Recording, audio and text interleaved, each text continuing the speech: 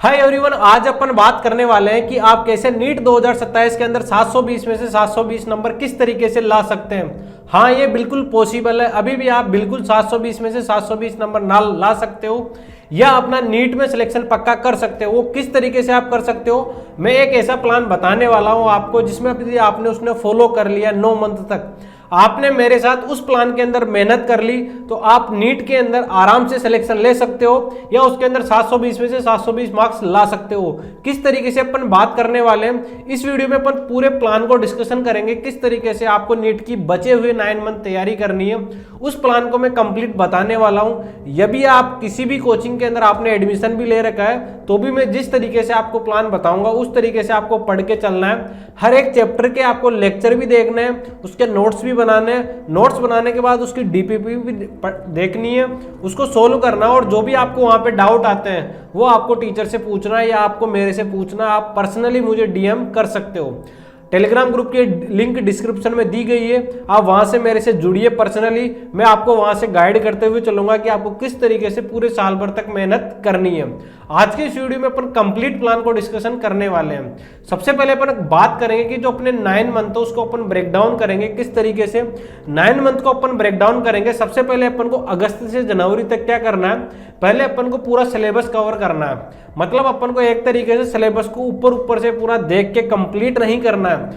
अलग तरीके से अपन पहले उसके लेक्चर देखेंगे, उसके बाद उसके नोट्स बनाएंगे, फिर अपन डीपीपी डिस्कशन करेंगे और उसके बाद पीवाईक्यू सोल्व करेंगे। और बायोलॉजी के अंदर मोस्ट इंपोर्टेंट अपन को एनसीईआरटी की एक एक लाइन रीड करनी है, जो मैं इस चैनल पे आपको पढ़ाने वाला हूँ।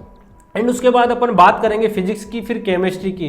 तो आपको क्या करना है, अगस्त से जनवरी तक आपको क्या करना है, सिलेबस कंप्लीट करना है। तो सबसे पहले आपको जो सिलेबस कंप्लीट करना है, 6 मंथ के अंदर आपको क्या करना है, सिलेबस को कंप्लीट कर लेना है। अब वो कैसे करना है मैं आपको बताने वाला हूँ। आपका डेली शेड्यूल क्या रहने वाला है, आपको किस किस तरीके से पढ़ना है। सबसे पहले आपका डेली शेड्यूल रहेगा, उसमें आपको सबसे पहले याद करना है कि आपको डेली क्या क्या पढ़ना है। आपको सिर्फ जो क्लास देख रहे हो वो क्लास नोट्स पढ़ने हैं। मतलब आपको किसी भी एक चीज के ऊपर स्टिक रहना होगा। यदि आप ब्रीथिंग एंड एक्सचेंज वाला चैप्टर पढ़ रहे हो, तो आपने जहां से क्लास ली है वहीं से आपने जो नोट्स बनाई है आप उन्हीं को पढ़ना बार बार। क्योंकि आपको बार बार वो रीड करने से आप क्या हो जाएगी, आपको किताबों की लाइनें याद हो जाएगी कि मैंने ये लाइन कहाँ पे लिखी थी अपने नोट्स के अंदर। उसके बाद आपको वो पढ़ने के बाद एनसीईआरटी तो आपको पढ़नी ही पढ़नी है।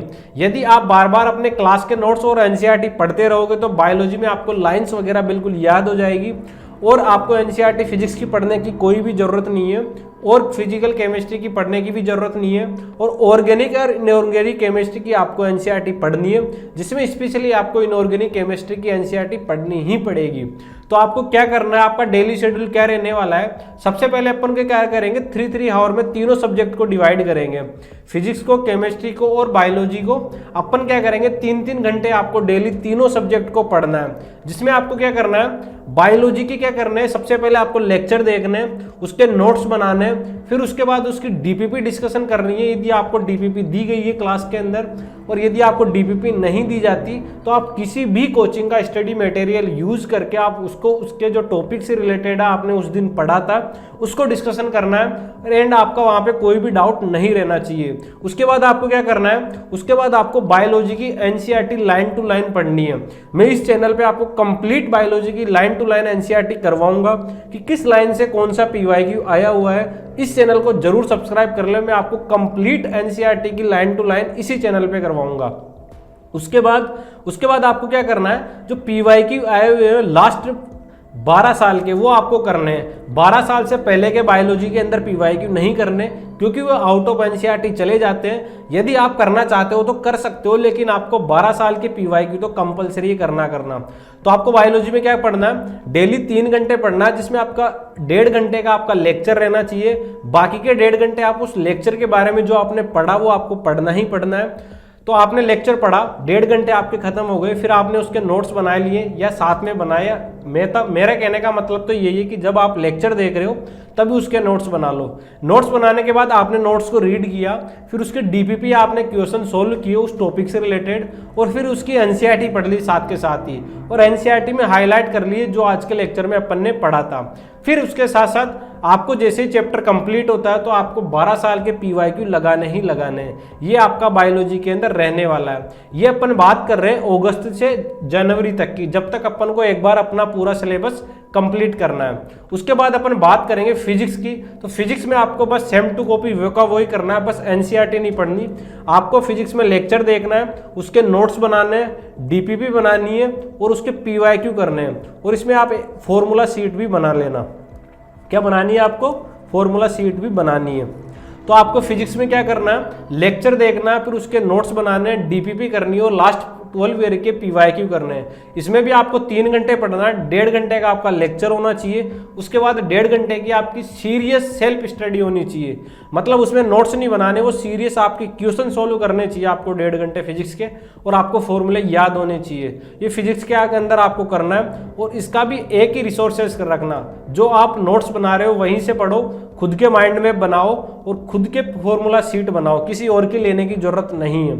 आपको मेहनत तो करनी पड़ेगी भाई, तभी सिलेक्शन होगा। उसके बाद आपको क्या करना है? उसके बाद केमिस्ट्री के अंदर भी वही 3 घंटे आपको पढ़ना है, जिसके अंदर आपका 1.5 घंटे का लेक्चर होने वाला है।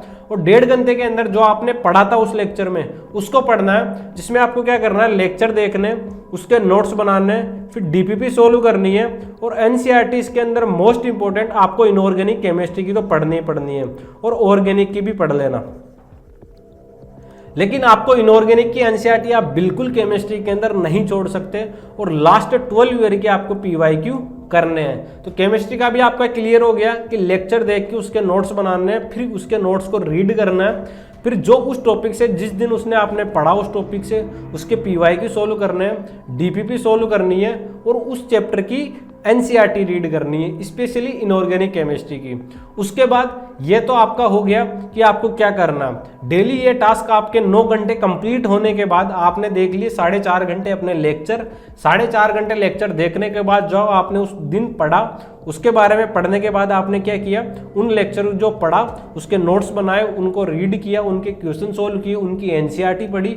एनसीईआरटी पढ़ने के बाद आपको डेली 1.5 आवर मतलब 1.5 घंटा आपको रिवीजन भी करना है। 90 मिनट आपको रिवीजन करने हैं, जिसमें आपने जो पहले चैप्टर पढ़ चुके थे, जैसे आपने अगस्त में पढ़ा तो सितंबर में आपको किसका रिवीजन करना है? जो अगस्त में चैप्टर पढ़े थे।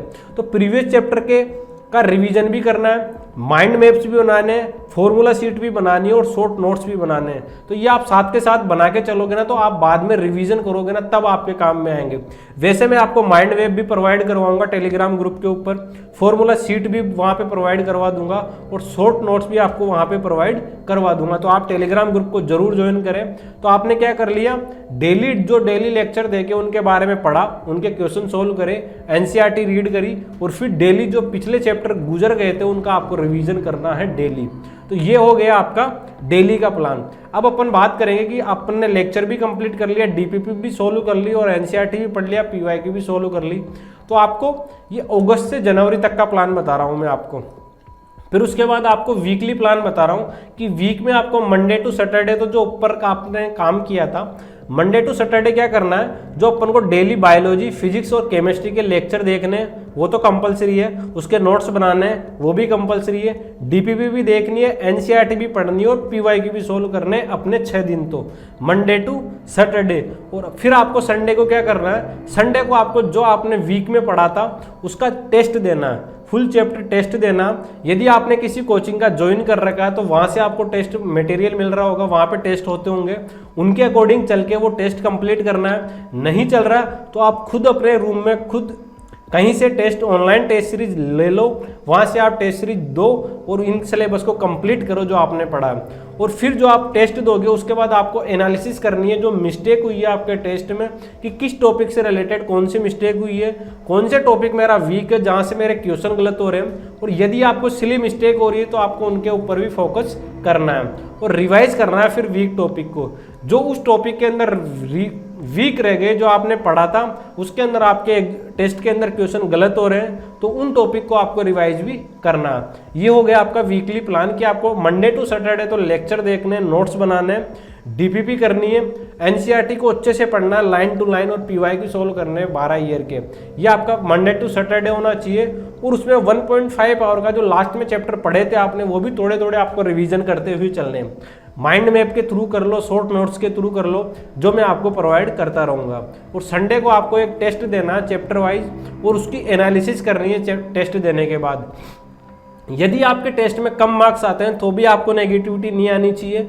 अपना टारगेट है अप्रैल के एंड तक, मतलब जो नीट का पेपर होगा मई के फर्स्ट वीक में, वहां तक अपन को जबरदस्त तैयारी करनी है।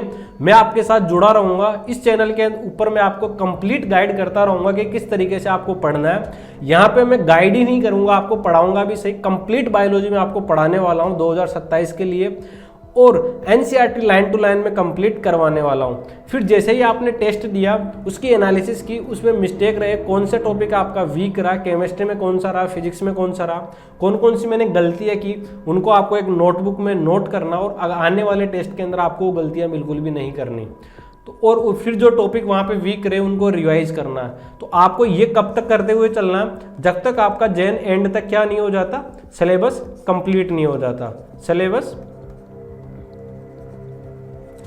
सिलेबस कंप्लीशन से तक आपको ये फॉलो करना है। लेक्चर देखना है, नोट्स देखने, डीपीपी करनी है, एनसीईआरटी को पढ़ना है, और पीवाईक्यू सॉल्व करना है। यदि आपके डीपीपी करने के बाद भी आपके पास क्वेश्चन की कमी रह जाती है, तो आप किसी भी कोचिंग का स्टडी मटेरियल उठाओ, उसको सोल्व करो, उन पे जहाँ पे क्वेश्चन दिए गए उनको सोल्व करो, और आपको जेई के भी क्वेश्चन सोल्व कर सकते हो यदि आपके पास टाइम बचता है। तो आपको अच्छे पीक लेवल के क्वेश्चन भी करने क्योंकि आप नीट का पैटर्न देख सकते हो कि वहाँ पे डिफिकल्टी लेवल धीरे धीरे बढ़ रहा है, तो आपको डिफिकल्ट क्वेश्चन भी सोल्व करने हैं। यदि आपकी कोचिंग डीपीपी में प्रोवाइड नहीं करती है डिफिकल्ट क्वेश्चन, तो मैं आपको रिकमेंडेड करूंगा कि आप एलएन के मॉड्यूल जरूर लगाएं, क्योंकि एलएन के मॉड्यूल के अंदर डिफिकल्ट क्वेश्चन और कॉन्सेप्चुअल क्वेश्चन होते हैं जो आपके कॉन्सेप्चुअल को स्ट्रॉन्ग करेंगे। तो आप एलएन के मॉड्यूल जरूर लगा सकते हो। उसके बाद अपन बात करेंगे कि जैसे आपने क्या किया, अगस्त में अपना सिलेबस कंप्लीट कर लिया, फिर उसके बाद आपको अगस्त के बाद सिलेबस कंप्लीट करने के बाद अपना पूरा कंप्लीट सिलेबस हो चुका है। उसके बाद अपन को क्या करना है, सिर्फ रिवाइज करना और मॉक टेस्ट देना है। तो मॉक टेस्ट अपन को स्टार्ट हो जाएंगे अपने फरवरी के स्टार्टिंग से, और अपन कहाँ तक देते रहेंगे जब तक अपना नीट का एग्जाम नहीं हो जाता। तो अपन को क्या करना है, फिर मॉक टेस्ट देने हैं सिलेबस वाइज। पहले तो अपन को 2 मंथ क्या देना है, सिलेबस वाइज मॉक टेस्ट देने हैं। फिर उसके बाद लास्ट के मंथ अपन फुल सिलेबस देंगे। तो अपने जो सिलेबस पार्ट वाइज है, चैप्टर वाइज जो अपने मॉक टेस्ट होंगे स्टार्टिंग में, और एंड में अपने फुल सिलेबस होंगे। ये कम से कम आपको 50 मॉक टेस्ट देने हैं। तो आपको ये सब चीज़ें दिमाग में डाल लेनी है कि मुझे क्या क्या करना है। और फिर मॉक टेस्ट जैसे ही दोगे तो उसके अंदर जो भी आपकी मिस्टेक्स रहेगी उनको भी एनालिसिस करना है। अब जैसे ही आप मॉक टेस्ट दे के आए तो आपको उस टाइम मार्क्स बिल्कुल भी नहीं देखने। यदि आपके मार्क्स कम भी आ रहे हैं तो उन मार्क्स को बिल्कुल भी नहीं देखना। तो आपको उनकी क्या करनी है, मिस्टेक्स को एनालिसिस करना है। जो भी आपने मॉक टेस्ट दिया था उसके अंदर जो भी टॉपिक के अंदर आपने गलतियां की है उनको एनालिसिस करना है, उनको लिखना है, और फिर उन जो टॉपिक रहे उनका रिवीजन करना है। उनका रिवीजन किया आपने, और जो भी उनमें वीक टॉपिक रहे उनको अगेन रीड करना है आपको।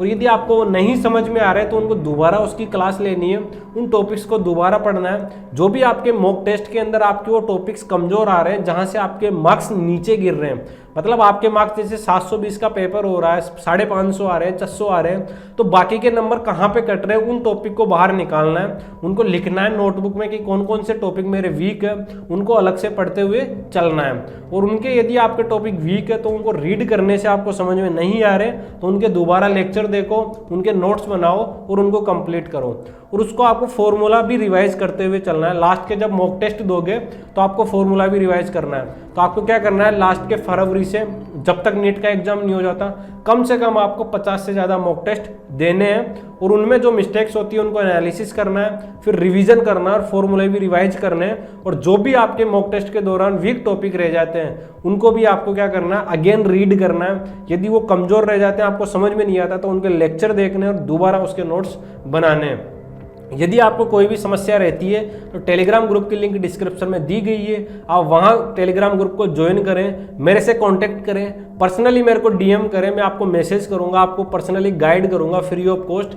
इस वजह से आप इस चैनल को जरूर सब्सक्राइब करें। मैं यहाँ पे बायोलॉजी की NCERT line to line series लाने वाला हूँ, जहाँ पे मैं कंप्लीट एनसीईआरटी को कवर अप करूँगा। वहाँ पे मैं आपके माइंड मैप भी लेके आऊँगा, शॉर्ट नोट्स भी दूंगा आपको टेलीग्राम ग्रुप के ऊपर। तो आपको कंप्लीट स्टडी मटेरियल का पैकेज पैकेज मिलने वाला है नीट 2027 के लिए। इस वजह से इस चैनल को जरूर सब्सक्राइब करें। आज की इस वीडियो को इतने ध्यान से सुनने के लिए आपका बहुत बहुत धन्यवाद।